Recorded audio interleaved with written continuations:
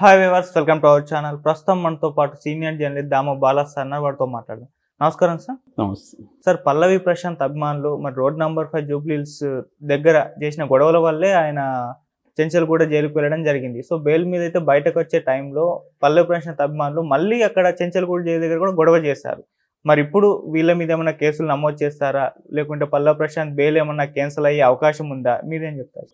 పల్లవి ప్రశాంత్ గత కొంతకాలంగా వార్తల్లో ఉన్నాడు. అతన్ని యాక్చువల్గా మొన్న 17వ తేదీ అక్కడ గొడవ జరిగితే దాని మీద కేసులు పెట్టారు. ఆ కేసులు 9 సెక్షన్ల కింద కేసులు పెట్టారు. నాన్ బెయిలబుల్ సెక్షన్లు కూడా ఉన్నాయి అందులో.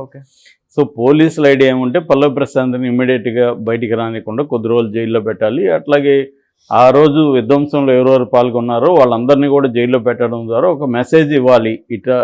ఇట్లా మీ ఇష్టం వచ్చినట్టు ర్యాలీల పేరుతో, ఫెస్టివల్స్ పేరుతో ఇలా పబ్లిక్ ప్రాపర్టీస్ని ధ్వంసం చేస్తే మేము ఊరుకోము అనేది ఒక సిగ్నల్ ఇవ్వాలనేది తెలుస్తున్నట్టు ఇవ్వాలనేది వాళ్ళ గోల్ అన్నమాట. ఎందుకంటే రేవంత్ రెడ్డి కూడా ఇక్కడ కొత్తగా సిపిగా వచ్చిన శ్రీనివాస్ రెడ్డికి ఫుల్ ఫ్రీడమ్ ఇచ్చాడని చెప్తున్నారు. లా అండ్ ఆర్డర్లో కానీ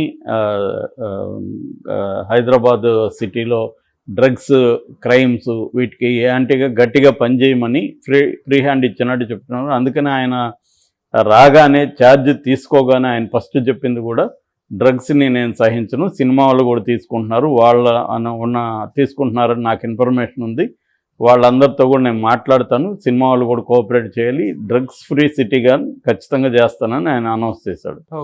సో ఆ కాంటెక్స్ట్లో కొద్దిగా ఇట్లాంటి సెలబ్రిటీస్ చేసే క్రైము లేదా ఆ పేరుతో అభిమానులు చేసే క్రైమ్స్ని కూడా మేము సహించమన్న సిగ్నల్ ఇస్తున్నట్టుగా మనకు అర్థమవుతుంది.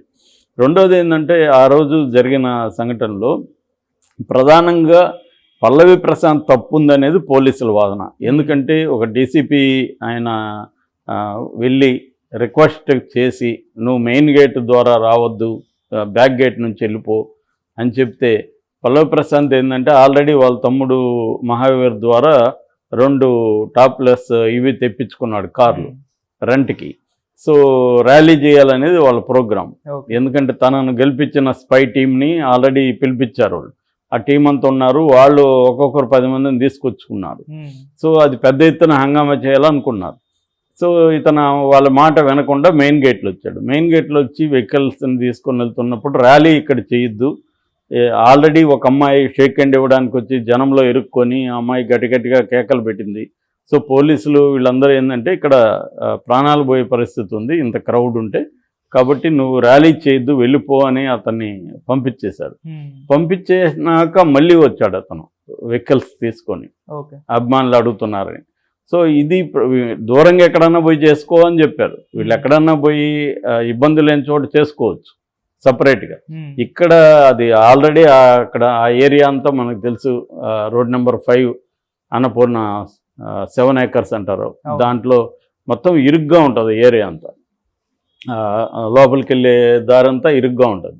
సో దాంట్లో వీళ్ళు చేయడం మొదలుపెట్టేసరికి ఎప్పుడైతే వీళ్ళు గట్టిగా వ్యతిరేకించారో అభిమానుల్లో కోపం వచ్చింది పోలీసుల మీద. దాంతో వాళ్ళు ఏం చేశారు, ఒకటి ఆ అమర్దీప్ వెహికల్ని కొట్టడం, తర్వాత అశ్విని అమ్మాయి, గీతురాయిలు, వీళ్ళ ముగ్గురివి కూడా దారుణంగా కొట్టారు.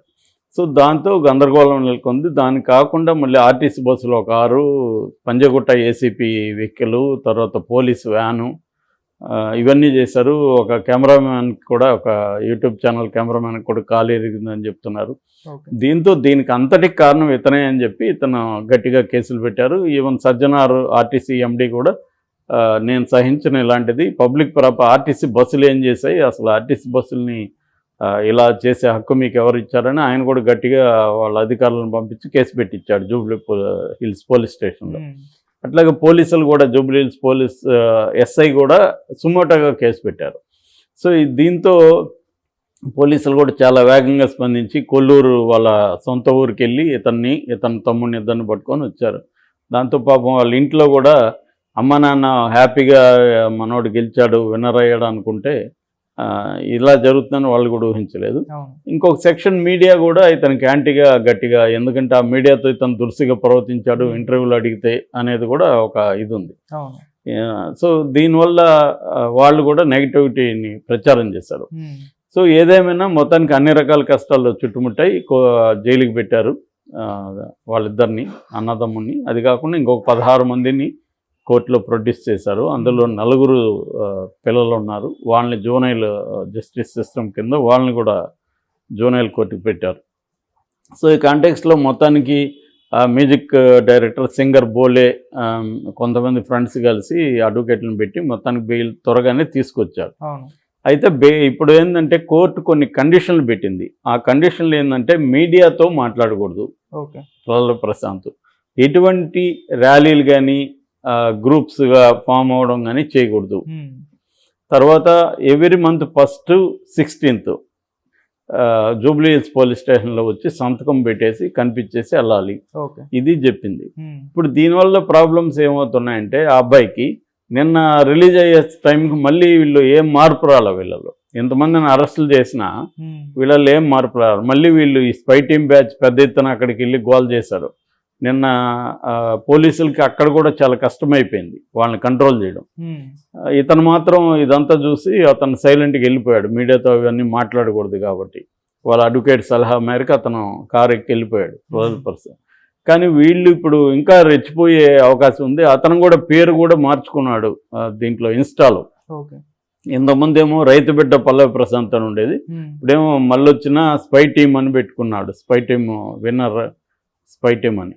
సో అంటే అతను స్పై టీంకి ఎంత ఇంపార్టెన్స్ ఇస్తున్నాడు. సో ఇప్పుడు కనీసం అతను పోస్ట్ పెట్టడము, ఈ మొత్తం గోల్లో స్పై టీమ్ని ఉద్దేశించి లేదా వాళ్ళందరికీ పర్సనల్గా చెప్పడము చేసి ఉంటే బాగుండేది, ఈ జైలుకి రావద్దని. ఇప్పుడు ఏమైంది, ఈ కండిషన్ల ప్రకారం మళ్ళీ కేసులు పెట్టే అవకాశం ఉంది. మళ్ళీ ఇప్పుడు పోలీసులు ఏం ఆలోచిస్తున్నారంటే జడ్జి గారికి ఇదంతా వీడియోస్ ఇవన్నీ చూపించి ఇతనిలో ఏం మార్పు రాలేదు, కండిషన్ని అతను ఉల్లంఘిస్తున్నాడని పెట్టే అవకాశం ఉంది. ఆ రకంగా మళ్ళీ బెయిల్ క్యాన్సిల్ అయ్యే అవకాశం ఉంది. బెయిల్ క్యాన్సిల్ అయితే మాత్రం ఈసారి ఇమీడియట్గా బెయిల్ రాదు, హైకోర్టుకు పోయినా కూడా రాదు. ఎందుకంటే ఇతను పదే పదే ఉల్లంఘిస్తున్నాడు, హ్యాబిచువల్ అఫెండర్గా వీళ్ళు చెప్తారు. సో ఇది ప్రాబ్లం. మరి అభిమానులు నిజంగా వాలంటరీగా వస్తున్నారా, ఇతనికి అంత సీన్ ఉందా, లేకపోతే ఇతనే ఆర్గనైజ్ చేయిస్తున్నాడా బయట నుంచి అనేది తెలియదు. ఎందుకంటే మనకు తెలుసు ప్రతి బిగ్ బాస్ దీంట్లో కూడా ఈ చివరి వరకు ఉండే హౌస్మేట్స్ ఇలాగ బయట డబ్బులు ఖర్చు పెట్టి బయట టీముల్ని ఆర్గనైజ్ చేసి చేస్తారు, క్యాంపెయిన్ చేస్తారు. అదంతా కూడా ఒక ప్లాన్గా చేస్తారు. ఈవెన్ బిగ్ బాస్ టీం కూడా హెల్ప్ చేస్తుంది వీటికంతా. ఎందుకంటే దీంతో మల్టీ క్రోర్ బిజినెస్ ఉంది కాబట్టి ఇదంతా ఒక స్ట్రాటజీ, మార్కెటింగ్ స్ట్రాటజీ. సో అలాగా ఇతను కూడా చేయడం వల్ల అతను విన్ అయ్యాడు. ఊరికేమి అమాయకులేమి విన్ కారు. మనం బయట అనుకుంటాం అతను చాలా అమాయకుడు అని, కానీ అతను కూడా స్ట్రాటజీగానే బయటకు వచ్చాడు. రైతు బిడ్డ అనే స్లోగన్ కూడా స్ట్రాటజీనే. అది అంటే ఒక అండర్ డాగ్, నేను ఒక ఏదో రైతు బిడ్డ అని చెప్పడం అనేది అది కూడా ఒక స్ట్రాటజీనే, వాళ్ళది కూడా స్ట్రాటజీ, మార్కెటింగ్ స్ట్రాటజీ.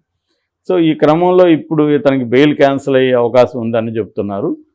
మామూలుగా నిన్నంతా కూడా ఇంకొక ప్రకారం ఏమంటే నాగార్జున కూడా ఇన్వాల్వ్ అయ్యి బెయిల్ ఇప్పించాడు ఇతనికి అనేది ఒక ఇది ఉంది. ఎందుకంటే సిపిఐ నారాయణ లాంటి వాళ్ళు నాగార్జున మీద కూడా సీరియస్గా ఉన్నారు. నాగార్జునని A2గా A1గా ఏమో బిగ్ బాస్ టీంని పెట్టి వాళ్ళ మీద కేసులు పెట్టి వాళ్ళని అరెస్ట్ చేయాలని నారాయణ డిమాండ్ చేస్తున్నాడు, సిపిఐలు డిమాండ్ చేస్తున్నారు. ఎందుకంటే గతంలో కూడా నారాయణ కోర్టుకు కూడా వెళ్ళాడు ఈ కేసు మీద, దీని మీద, ఈ షో మీద ఆపేయాలి, ఇది పరమ అశ్లీలమైందని ఆయన చెబుతున్నాడు. సో ఈ కాంటెక్స్లో పల్లవి ప్రశాంత్ భవిష్యత్తు ఏంటి, ఆయన మళ్ళీ జైలుకి వెళ్ళే అవకాశం ఉందా లేదా అనేది అభిమానుల మీద డిపెండ్ అయింది. ఇప్పటికే నిన్న జరిగిన దానికి కేసులు పెట్టే ఆలోచనలో ఉన్నారని చెప్తున్నారు. ఒకవేళ అట్లా కేసులు పెడితే మాత్రం, ఎందుకంటే జైలు దగ్గరికి అంతమంది రాకుండా చూసుకోవాల్సిన బాధ్యత కూడా పల్లవి ప్రశాంత్ మీద ఉంది. అతను చెప్పినా వినకుండా వచ్చేంత అభిమాన సందోహం అతనికి ఉందా అనేది ఒక డౌట్ జనాలకి. ఎందుకంటే అతను మొన్నటి వరకు ఎవరికి తెలీదు. ఒక బిగ్ బాస్ అనేది ఒక నిజానికి చెప్పాలంటే అది ఒక షో అంతే, రియాలిటీ షో. దానివల్ల అశేష ప్రజానికం అభిమానులు అయిపోయి ఇదంతా ఏంటంటే డ్రామా. ఇప్పుడు గతంలో కౌశిక్ ఆర్మీలు ఇవన్నీ చూసాం, తర్వాత where is Kaushik, nobody nose. ఇవన్నీ ఏంటంటే మార్కెటింగ్ స్ట్రాటజీ, అప్పటికప్పుడు దాన్ని ఇది చేసుకోవడానికి చేస్తున్నారు. ఈ ప్రశాంత్ కూడా వాళ్ళిద్దరు బ్రదర్స్ ఉంటే ఇద్దరు బ్రదర్స్ని పెట్టుకొని డబ్బులు ఇచ్చి ఆర్గనైజ్ చేసుకుంటున్నాడు. సో మళ్ళీ బెయిల్ క్యాన్సిల్ అయ్యే అవకాశాలు అయితే కనిపిస్తున్నాయి. Okay, thank you sir. Thank you.